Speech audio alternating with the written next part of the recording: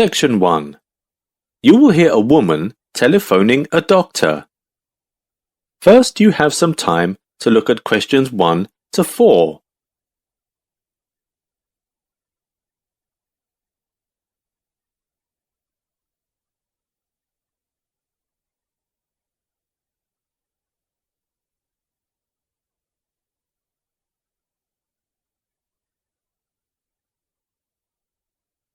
Listen carefully and answer questions 1 to 4.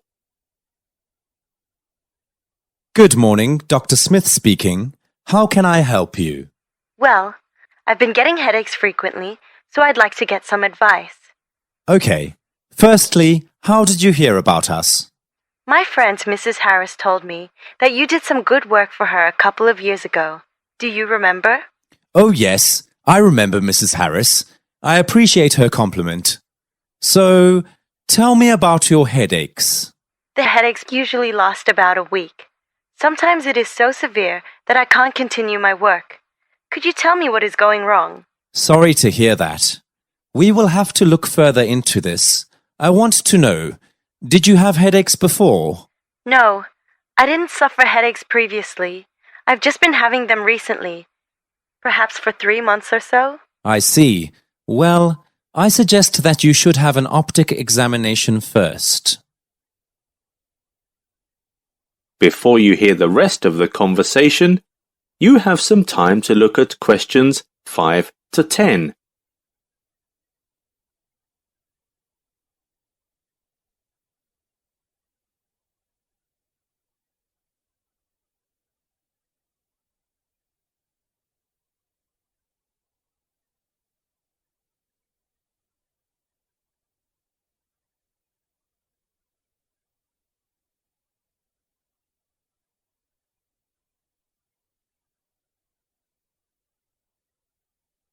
Now listen and answer questions 5 to 10. Do you know where the local optic examination centre is?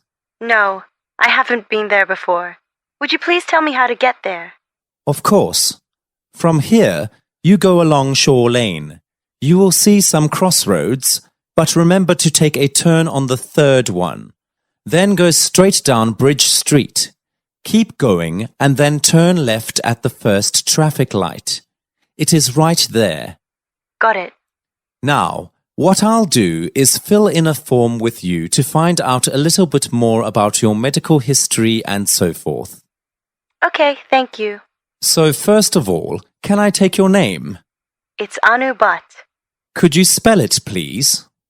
Yes. ANUBHATT. And where do you live? Oh, I live in my parents' house on 21 Eagle Road. That's EAGLE Road, London. Oh, I often go to London on weekends too. It's a lovely city. And what's the postcode there? AL2 1DY. Now, I need to know your family medical history. Have either of your parents had any medical problems? Yes, my mother has shellfish allergies, while my dad doesn't. Oh, right. Both of my parents have had toothache for most of their lives. Okay, thanks. There is one more thing I need to take care of. Have you had an allergic reaction to any medicines before? No, that hasn't happened before. Okay, I'll make a note of that. I'll write none here. I think we are finished here for now. Thank you. See you later. See you then. That is the end of section 1. You now have half a minute to check your answers.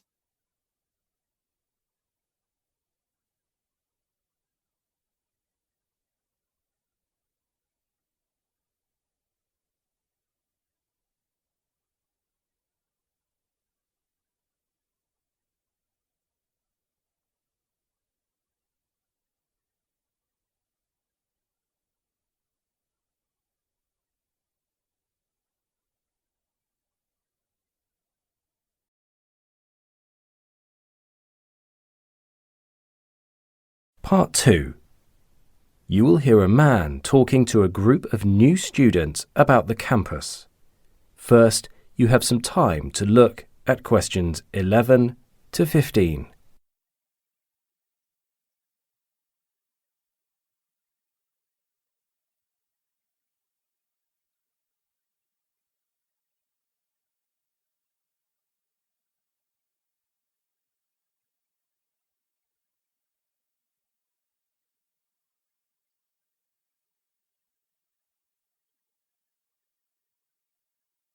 Now listen carefully and answer questions 11 to 15.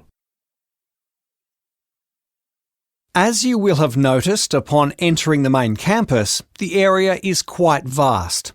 I'd like to show you around today and get you familiar with the area. Right now, we are standing in the campus garden, which is the most conspicuous area in the whole campus. It is roughly in the centre of the campus and makes for a good reference point. To the northwest of the garden, we have what we refer to as the Student Service Unit.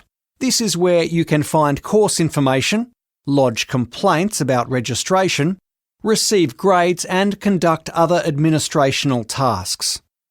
You should become familiar with this place, as you will likely be visiting it a lot in the near future, by which I mean from tomorrow.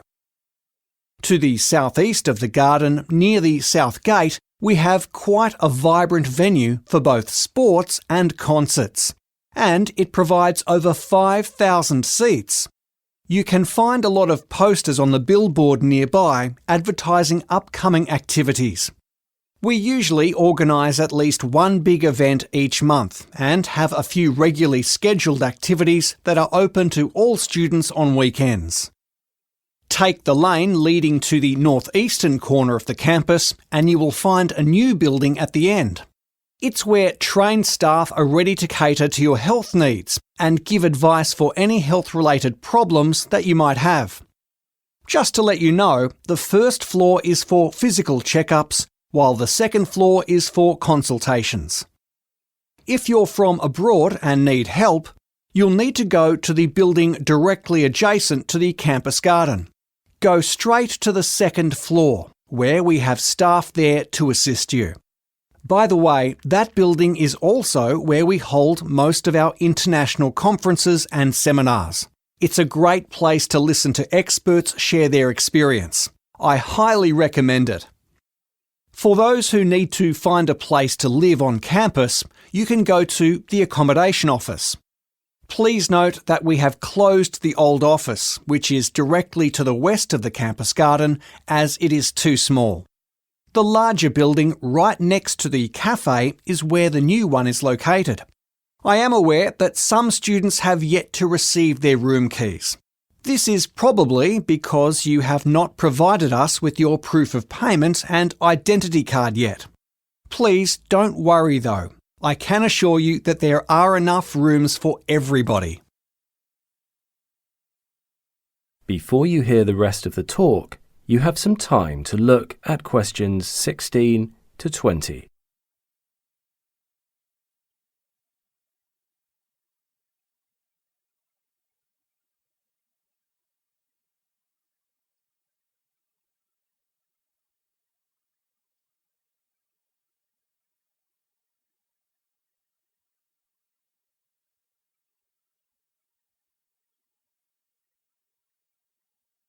Now listen carefully and answer questions 16 to 20. The students' dormitory is on the south side of the campus, and it is, of course, where you will be residing throughout your stay. Each room is equipped to accommodate 2 students. The kitchen space is shared, but you do have a shower for yourselves. After you move in, you will have to talk to the designated manager of your dormitory building before using any of the facilities in the basement, including washing machines and dryers. If you have signed up for our school meal program, please listen up. In order to prevent any mix-ups when distributing meals, most of our food containers will be marked with each student's name. If the labelling isn't done correctly on yours, please let us know in time.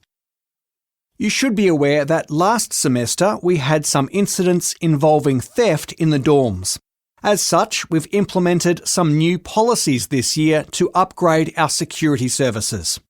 Every student will be provided with an access code, without which they cannot enter their rooms. Please don't share it with anyone. If you want to renew its validity, you'll need to check your portal page and find the button under the tab On Campus Dormitory. We hope that this new system should limit the number of thefts this year. Finally, I'd like to talk briefly about campus rules. It is expected that all gadgets and appliances are switched off after the lights are out, which happens at 11:30 p.m. Most students' bedtime is around 11 p.m, so please keep to this time and respect others' need for quiet. We take this quite seriously and are quite strict. Any gadgets that are seized for breaking this rule won't be returned until the end of the semester. That is the end of Part 2. You now have 30 seconds to check your answers to Part 2.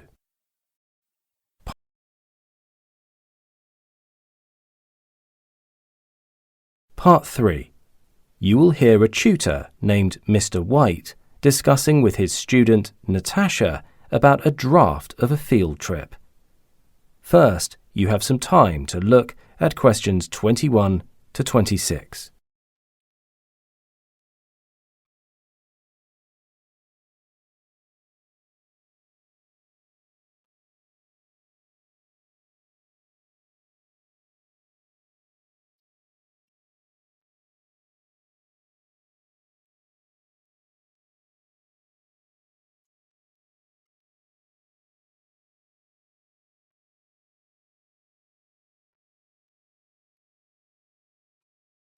Now listen carefully and answer questions 21 to 26.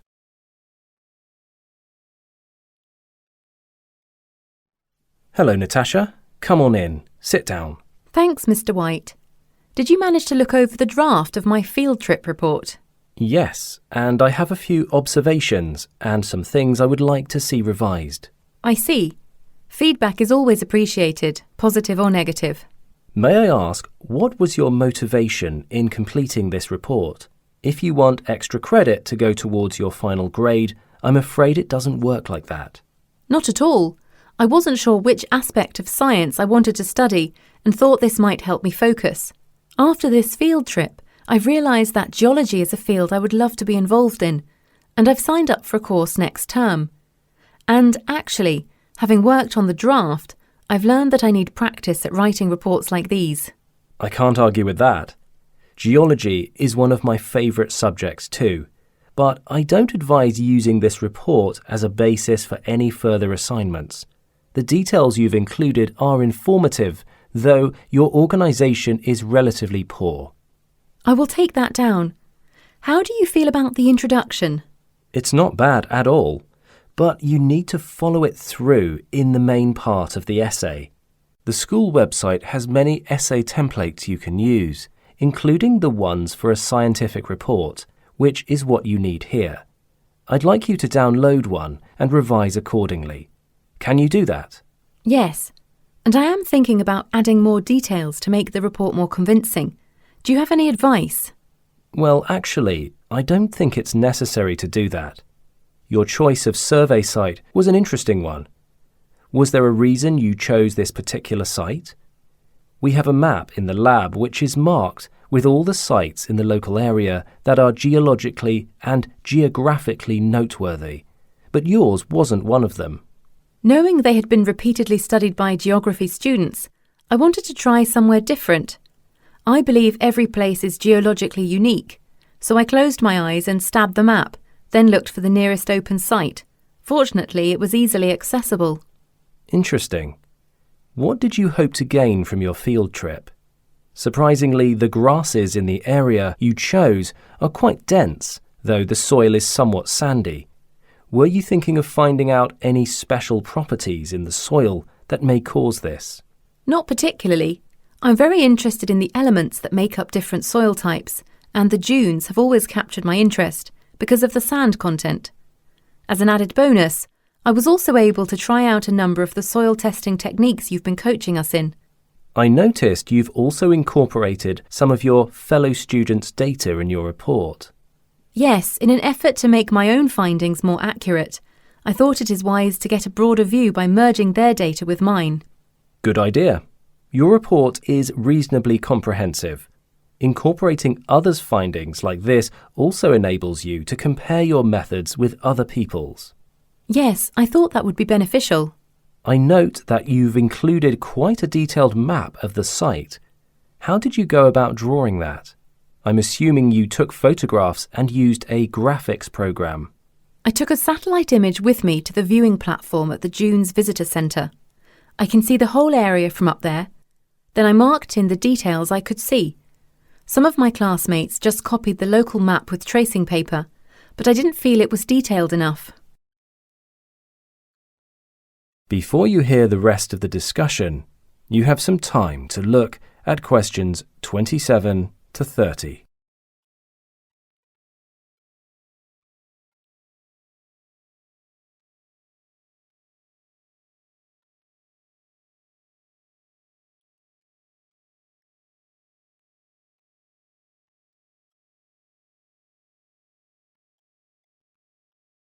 Now listen carefully and answer questions 27 to 30.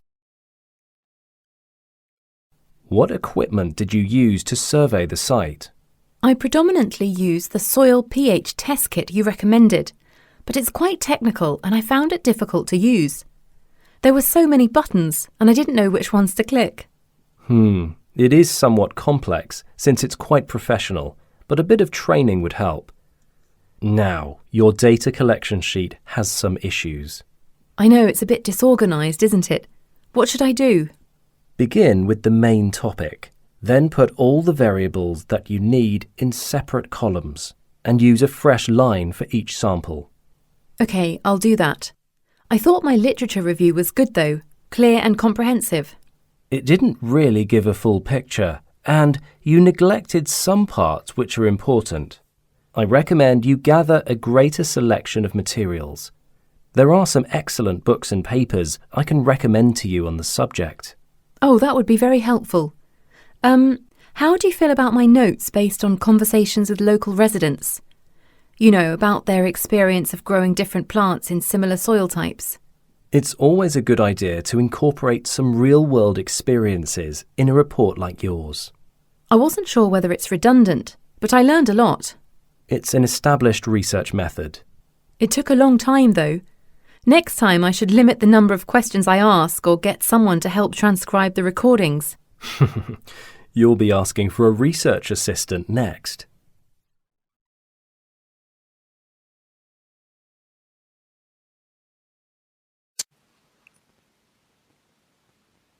Section 4. You will hear a part of lecture about Sutsea, a new island. First, you will have some time to look at questions 31 to 40.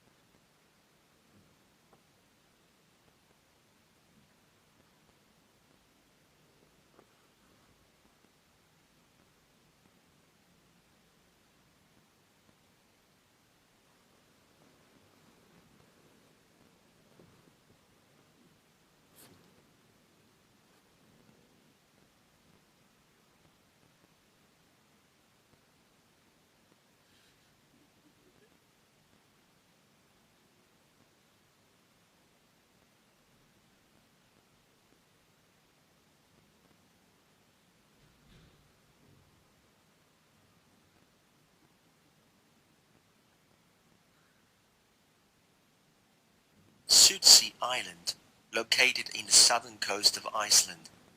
The island was formed from below the sea surface due to eruptions of a volcano.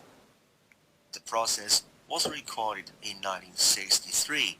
Fishing vessels' crew aborted a trawler sailing. The island sported a column of smoke rising from the sea surface. The ship's captain thought it might be a boat on fire and turned his vessel to investigate. What they found was an island being born. The eruption ultimately lasted 3.5 years, ending in June 1967. The birth of this new landform wasn't the end of Sutsi's story. In the spring of 1965, only a few scientists are permitted to land on Sutsi. The only way anyone else can see it closely is from a small plane. This allows natural ecological succession for this island to proceed without outside interference. The first higher plant was discovered at the shoreline is a flower called sea rocket. Fly arrived on the Sutsi soon after its formation and was first detected in 1964. They are carried to this island by winds and their own power. Scientists are also shocked that a large area was covered by white ground grass in 1974. Scientists took half of it for analysis and discovered 663 plant species. In the 1960s, regular bird observations were maintained on Sutsi. These were directed primarily at staging migrants in spring and autumn. Their importance of carrying pioneering plant seeds to this island is a new investigation. A year after eruption started, the number of bacteria species increased rapidly to 35 until about 1970s, and then leveled off and has increased slowly since, with the number of species fluctuating around 40 to 50 species recorded on each sampling occasion in 1990s. The same survey was repeated the following year, now also including the registration of habitat choice and habitat abundance for each species. In 1971, 36 species were also found, of which 20 were new to the island, including the first liverwort species. For the first time, scientists found a green vegetation called Matinsa form the thick carpet in the westernmost of the largest crater. You are never too old to learn, it is said, but you must admit that some kind of information sounds more like a joke, like the findings of fossil on Sutsi. An island only 39 years old, the fossils were obtained as early as 5 years after eruption. Radio observations suggest that very energetic particles produced by the eruption is still active. The volcanic ash samples were collected from locations by scientists also indicate this island is still on the move of new formation. Sutsi is situated in the region of extremes in winter weather and wave climate. The violent explosions caused by the meeting of lava and seawater meant that this island consisted of a loose pile of volcanic rock by storms during the winter. Wave data near Sutsi have been recorded by the Maritime Administration since 1988. This island is unlikely to disappear entirely in the near future. Investigation assuming that the rate of erosion will be slow suggests that this island will last for at least many centuries. Human impact is a small hut which is used by researchers